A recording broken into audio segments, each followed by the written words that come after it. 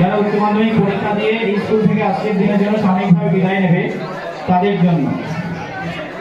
তো মনে করছি যে এটা আমি একটা স্টুডেন্টের হয়ে লিখছি, ঠিক আছে।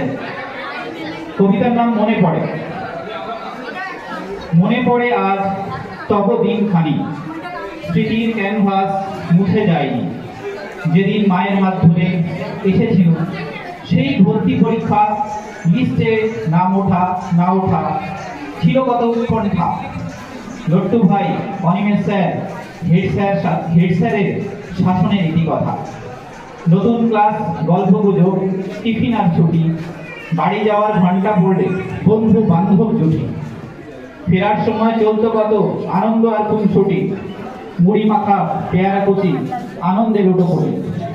পড়াশোনা পাল্লা দিয়ে কত করতাম মোরা, সত্যি সেসব স্মৃতি ছিল স্বর্ণাক্ষরে মোড়া।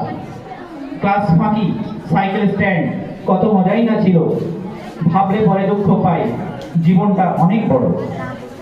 মিস কল আর মেসেজ দিয়ে জানতাম বইয়ের পড়া, নইলে যে স্কুলে শাস্তি ছিল পড়া। বান্ধবীদের ইয়ার্কি আর বন্ধুর ফাজলামি, এসব দিন আর পাবো না জানি তা বেশ আমি। ভেবে ভেবে কাটিয়ে দিতাম রাতের পর রাত, ফাইনাল পরীক্ষায় সবাইকে করব উপকার। বছর শুরুর অনুষ্ঠানে পড়তাম পাঞ্জাবি, সরস্বতীর আরাধনায় মন্ত্রমুগ্ধ আমি। দেখতে দেখতে নবী দিবস এসেই প্রায় যায়, গজল শুনে মন প্রাণ আমার ভরে যায়। বিদায় দিনের দুঃখে মনে নাই লাজ, শামনুর স্যার কেন বকতো তা বুঝেছি আজ। Thank you.